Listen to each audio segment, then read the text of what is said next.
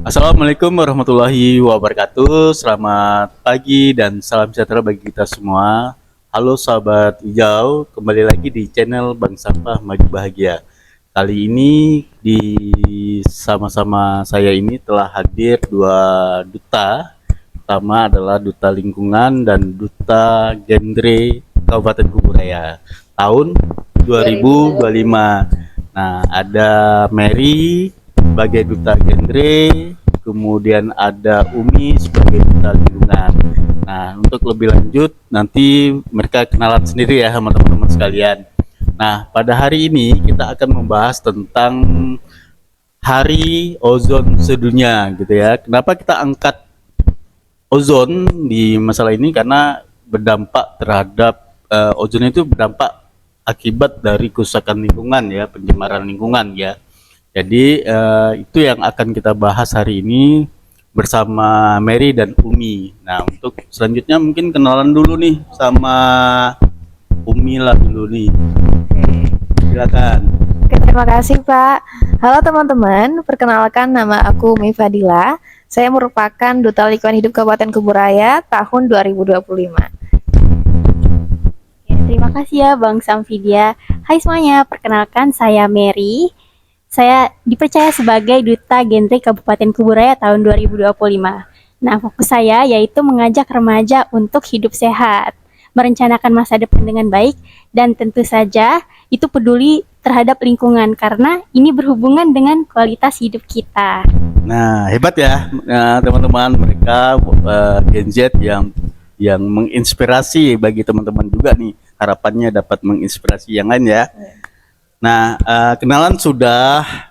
Selanjutnya mungkin kita bahas tentang sedikit ya. Kenapa mereka ini saya satukan ya hari ini di podcast ini ya, karena pengen dengar dari versinya genre, versinya teman-teman duta lingkungan terhadap masalah ozon ini ya. Kenapa penting? Nah, mungkin dari Umi dulu lah. Gimana Mi? Oke. Kaitan dengan tema yang kita angkat hari ini. Oke, terima kasih Pak. Sebenarnya tema hari ini juga sangat-sangat penting ya teman-teman, karena berhubungan dengan ozon, di mana ozon ini adalah lapisan yang membantu menyelimuti bumi juga ya. Nah, kalau tidak ada ozon, maka bisa saja kita ini terbakar teman-teman. Kalau tidak ada ozon di bumi ini, bisa saja kita kena penyakit kulit, kita bisa saja mati. Karena apa? Ozon yang melindungi kita. Jadi kalau misalnya kita masih acuh tak acuh terhadap lapisan ozon yang ada di bumi, bagaimana kelangsungan hidup kita? Sebenarnya kita ini ada simbiosis. Kalau kita pikirkan lagi, ini namanya simbiosis mutualisme. Ozon yang melindungi kita, dan kita juga bisa melindungi ozon dengan cara kita sendiri. Ya, seperti itu. Sebenarnya kalau dipikir-pikir, kenapa sih lapisan ozon ini perlu dilindungi? Seperti yang saya bilang tadi, dan juga lapisan ozon ini bisa menipis karena aktivitas dari kita sendiri, dari CH4 atau metana, nitrus oksida, karbon dioksida yang tiap harinya selalu saja menyebabkan berbagai masalah di muka bumi. Dan hal-hal gas-gas tadi itu berasal dari kita sendiri. Oke, kalau dari Mary gimana Mer? Oke, nah teman-teman, kalau kita menurut United Nations Environment Program pada tahun 2024, nah itu lapisan ozon sudah menunjukkan tanda pemulihan sejak diberlakukannya Protokol Montreal pada tahun 1987. Nah, diperkirakan lapisan ozon global akan pulih sepenuhnya sekitar tahun 2040 dan khususnya di Antartika itu sekitar tahun 2066. Tetapi proses ini bisa aja gagal jika generasi kita lengah dan tetap memakai bahan perusak ozon seperti CFC pada AC dan kulkas lama serta polusi pada limbah plastik. Nah, kaitan dengan limbah nih ya. Jadi limbah plastik kan dia menyebabkan efek rumah kaca juga ya, Umi ya, sama Mary. Jadi sebenarnya ozon ini kan sangat penting bagi kita nih. Nah, benda-benda langit kalau lapisan ozon tipis masuk masuk ke bumi kan, meteor kan, meteoroid, kemudian mungkin suatu saat mungkin kalau itu tipis, sangat tipis, mungkin komet pun masuk ya, kan. Nah jadi baik, dengan tema hari ini kira-kira apa yang bisa dilakukan oleh teman-teman Gen Z nih sebagai duta, kira-kira apa yang bisa menjadi solusi dan menjadi perilaku positif ya dalam menunjang mempercepat proses 2040 tadi ya Mary ya, bahwa ozon itu diperkirakan bisa kembali pulih gitu kan di tahun 2040. Dan menurut Mary apa nih? Apa dulu nih yang bisa dilakukan oleh teman-teman Gen Z ya? Oke. Nah, silakan nih ya, Mary. Ya, karena saya kan juga menyampaikan kepada teman-teman remaja sekalian ya. Nah, jadi gimana sih peran kita agar keseimbangan atmosfer itu terjaga gitu. Jadi kita juga bisa menggunakan tumbler ketika kita ingin minum air putih ataupun yang ingin kita konsumsi seperti le mineral. Nah, itu kan seharusnya kita menggunakan tumbler, membawa tumbler. Nah, kalau saya sendiri itu menggunakan tumbler yang berbahan stainless karena itu tahan lama. Lalu juga menggunakan fast fashion. Ya, fast fashion. Terus juga menggunakan transportasi ramah lingkungan. Nah, lalu ada juga kita bisa mengikuti komunitas peduli lingkungan. Karena itu akan mengubah karakter kita menjadi orang yang peduli lingkungan. Nah, karena generasi kita kan juga merupakan generasi yang dapat menggerakkan perubahan. Kalau dari ini gimana nih? Oke, terima kasih Pak atas kesempatannya. Sebenarnya kembali lagi ya seperti yang Mary jelaskan bahwa itu kembali kepada generasi muda. Untuk ini sebenarnya tidak perlu banyak yang kita lakukan, tidak perlu besar, tapi bermanfaat dan bersifat abadi seperti little acts lasting impact. Jadi kebiasaan kecil yang bisa bermanfaat dan berdampak abadi secara berkelanjutan. Kalau misalnya kita berbicara tentang lapisan ozon yang bisa pulih, berarti kalau masa pemulihan di manusia berarti perlu adanya istirahat. Kalau misalnya ozon ini lagi masa pemulihan nih, tapi kita serang terus-menerus dengan penyakit-penyakit dan kita terus saja tidak berpikir ke depannya, maka tidak akan bisa pulih ozonnya. Sebenarnya bisa kita lakukan 4R, reduce, reuse, recycle, dan replace. Tapi kalau misalnya sekarang kan masih 3R nih, tapi kita tekankan lagi 4R, yaitu reduce, reuse, recycle, replace. Jadi kita kurangi dulu pemakaian bahan-bahan organik, terutama kalau misalnya di rumah tangga itu kan ada namanya sampah domestik ya. Nah, domestik ini biasanya mengandung SLS. Nah, SLS ini adalah zat yang tidak ramah lingkungan, seperti contohnya busa yang biasanya disebabkan oleh sabun cuci piring, sabun cuci baju, itu biasanya mengandung SLS. Mungkin kita bisa gunakan dan ganti atau replace dengan sesuatu atau bahan-bahan yang tidak mengandung SLS. Walaupun memang harganya lebih mahal daripada harga yang ada LS-nya, tapi kita pikirkan lagi, mau mahal sekarang atau hidup kita yang susah ke depannya.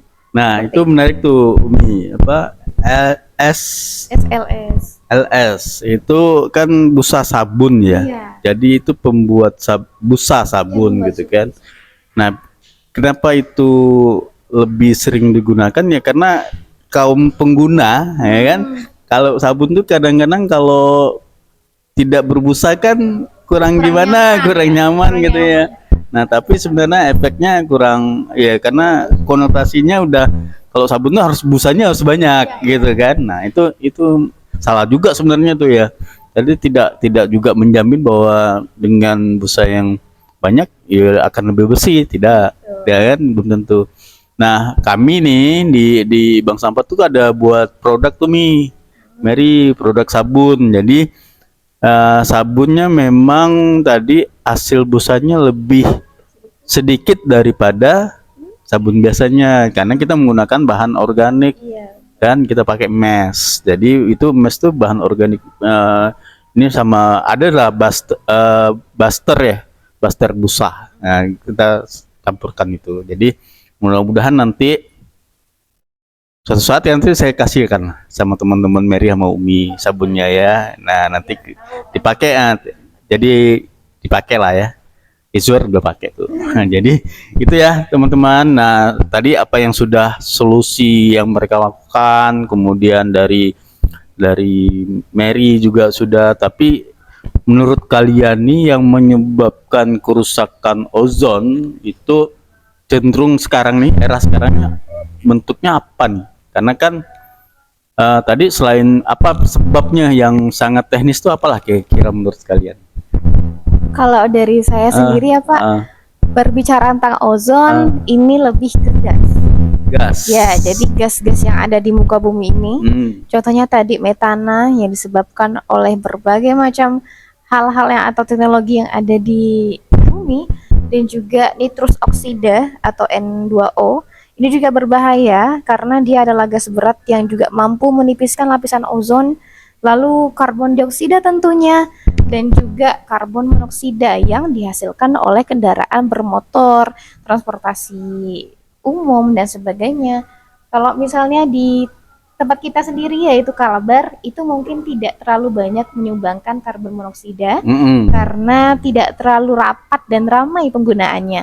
Tapi bagaimana dengan kota-kota besar seperti Jakarta yang tentunya tiap harinya macet, walaupun sudah ada diberlakukan transportasi umum, tapi tetap saja kemacetan karena orang-orang itu banyak memilih kendaraan pribadi. Hal ini juga tentunya makanya kalau misalnya kita ke daerah-daerah yang menjadi ibu kota itu pasti lebih panas suhunya. Karena dari situ kita bisa merasakan bahwa oh ini loh dampaknya. Kalau misalnya makin panas di situ berarti ya kita tahu bahwa ozonnya sudah tidak memungkinkan lagi.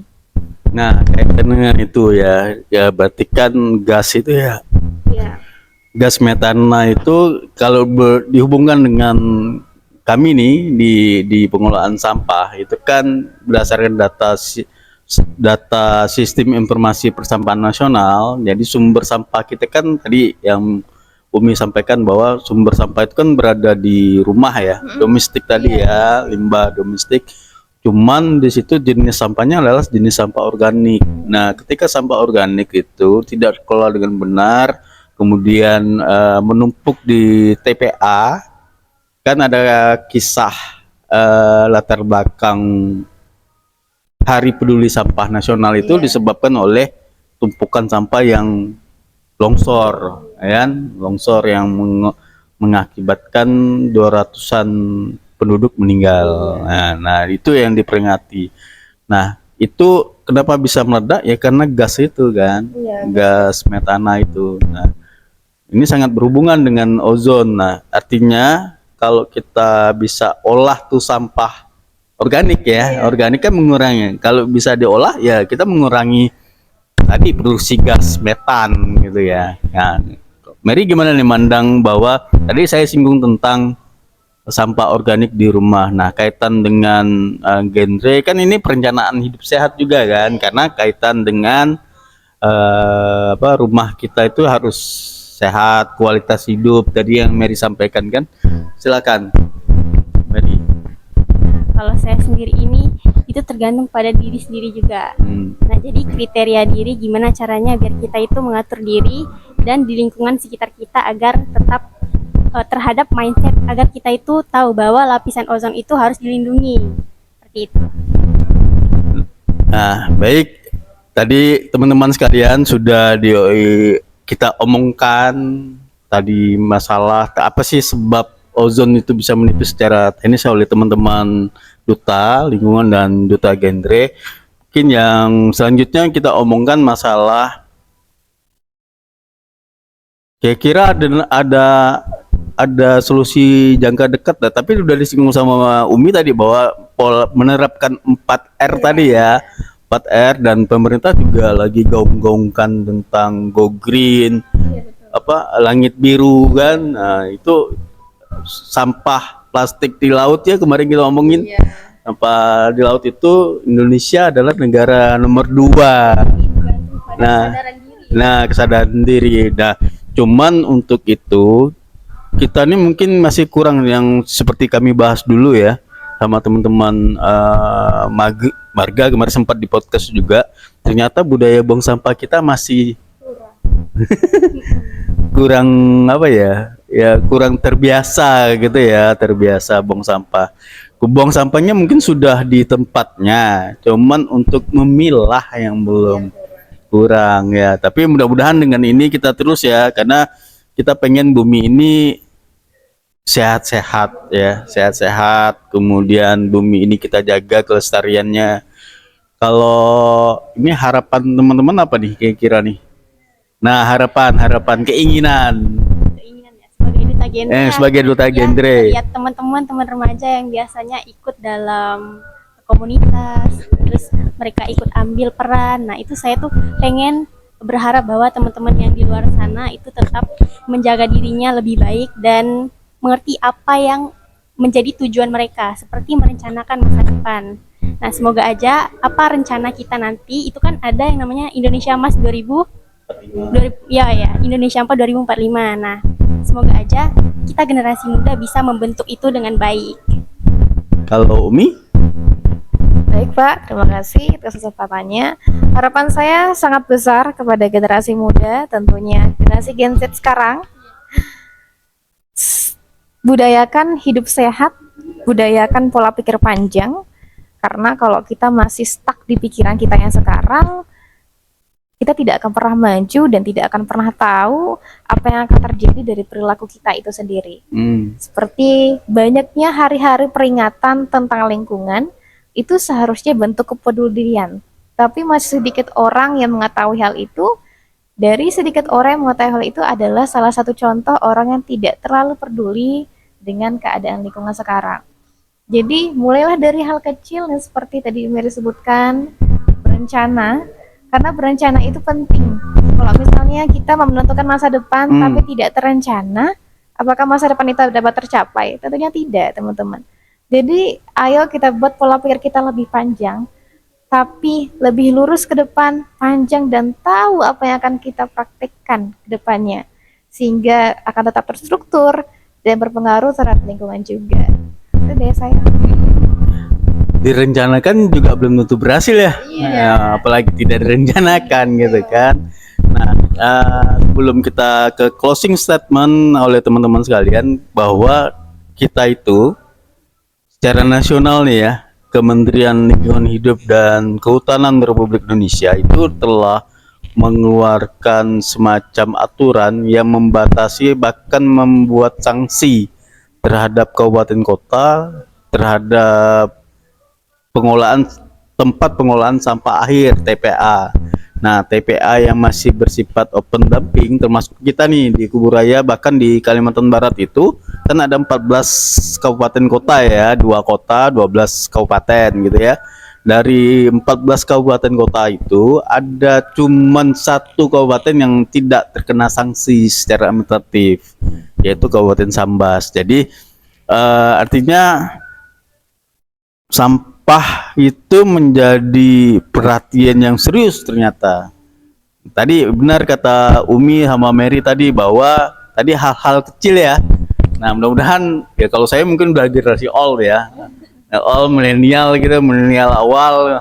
Tapi kalau nih teman-teman duta ini kan apalagi di tahun 2030 itu kan kita menghadapi bonus demografi yang sangat luar biasa sebenarnya. Kenapa? Karena di usia-usia produktif itu akan lebih tinggi gitu ya. Nah, lebih tinggi sehingga itu berpengaruh ya. Artinya ketika usia produktifnya lebih tinggi yang kaitan dengan Indonesia Emas 45 itu, kalau itu tidak dikelola lingkungannya dengan baik kan, penyemaran lingkungan, budaya perilaku yang buang sampah masih sembarangan, kemudian tidak peduli dengan lingkungan yang ada, kan berpengaruh. Karena bumi ini warisan kan, kami wariskan sama Mary sama Umi gitu kan.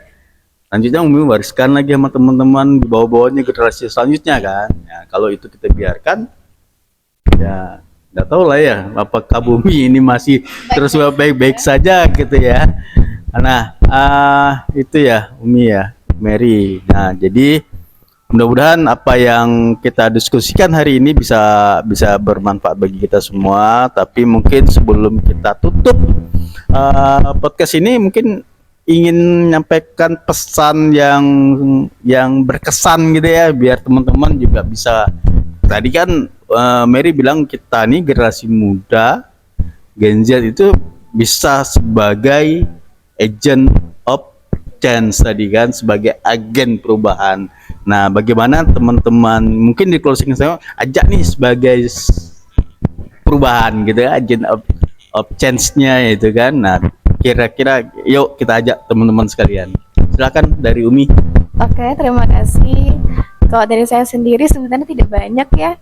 Yang penting teman-teman mulai dari tadi yang saya katakan oleh Little X Lasting Impacts. Buatlah gerakan kecil yang menurut kamu itu adalah hal kecil yang tidak berguna, tapi ternyata bersifat abadi dan mampu bermanfaat bagi kedepannya. Senyuman kecil, tingkah laku kecil yang kita lakukan itu pasti ada hal baiknya. Begitu pula kegiatan atau perilaku yang salah kita lakukan, kecil tapi salah, pasti berdampak besar dan juga salah juga. Kalau misalnya kita berpikir kita setiap hari ini bersosialisasi, kita senyum kepada seorang. Saat kita senyum, itu membuka aura positif kepada kita dan orang-orang pasti akan tertarik berbicara dengan kita. Hal positifnya, kita mendapatkan relasi. Tapi jika sebaliknya, dengan muka masam, cemberut ke tempat-tempat yang penuh dan ramai oleh orang, apa yang akan dilakukan orang lain? Mereka akan menjauhi kita, bahkan menganggap kita adalah pribadi yang buruk. Jadi teman-teman, hal kecil yang tidak kita sadari ternyata berdampak abadi bagi diri kita dan juga masyarakat. Nah, itu dari Umi. Nah, sekarang dari Mary nih. Oke. Gimana, Mer? Kalau dari saya sendiri ya, karena kita kan makhluk sosial, tidak hanya kepada diri sendiri tetapi juga kepada lingkungan sekitar juga. Nah, maka dari itu lakukanlah hal-hal kebiasaan-kebiasaan yang diremehkan padahal itu sangat berdampak besar kepada kita. Seperti yang udah saya bilang tadi bahwa polusi dari limbah plastik itu kan sangat berdampak kepada keseimbangan atmosfer. Nah, jika itu bisa kita jaga, terus gunakan transportasi ramah lingkungan, itu kita bakalan bisa ngebantu lingkungan sekitar kita menjadi lingkungan yang sehat. Maka dari itu dimulai dari kebiasaan-kebiasaan kecil, dari membuang sampah pada tempatnya juga, seperti itu. Nah, itu pesan ya. Mudah-mudahan ya. Tadi pesan-pesan ini sebenarnya sederhana dan sangat simpel ya. Tapi kalau ini menjadi gerakan masif gitu ya, terstruktur dan sistematis ya. Ya, mudah-mudahan ini bisa berdampak positif ya. Mary, Umi, mungkin itu. Jadi kaitan dengan tema hari ini, Hari Ozon Sedunia ini, ya, ozon itu merupakan lapisan yang melindungi kita, dan ozon juga perlu kita lindungi kan, karena ozon ini melindungi kita. Nah, tema itu sebenarnya yang pesan-pesan yang disampaikan pada saat Hari Ozon ini. Nah, untuk selanjutnya mungkin kita bisa budayakan tadi, kita tetap coba untuk gaya hidup menerapkan 4R tadi apa? Umi? Reduce, reuse, recycle, replace. Nah, kemudian dari kebiasaan-kebiasaan, kalau dari Mary biasanya titip biasa dia 3 salam genre ya, bukan salam 3R ya. Kalau 3R Umi marah tuh ya, harusnya 4R lah sekarang. Oke. Terima kasih atas kehadiran Mary, Umi. Mudah-mudahan tadi dengan aura positif, dengan senyum dari Umi tadi ya, kita bisa ketemu lagi, kita diskusi lagi di lain waktu di session selanjutnya. Nah, saya cukupkan sampai di sini podcast hari ini. Mudah-mudahan apa yang kami diskusikan dengan Duta Lingkungan dan Duta Genre Kabupaten Kubura ya berdampak positif untuk kita semua. Saya cukupkan sampai di sini. Billahi taufik walhidayah. Wassalamualaikum warahmatullahi wabarakatuh. Tetap dukung kita dengan memberikan dukungan like, komen, and share. Oke, terima kasih ya. Terima kasih. Dadah.